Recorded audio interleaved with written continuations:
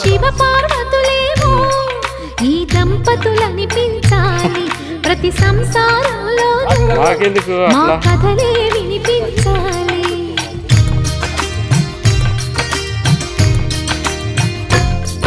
ఆ సిరిని శ్రీహరిని మా జతలో చూపించాలి, శ్రీకాంతుల కొలువంటే మా కాపురం అనిపించాలి. మా ముంగిలిలోన పున్నమి పూల వెన్నెల విరియాలి, మా చక్కని జంట చుక్కల తోట పరిపాలించాలి.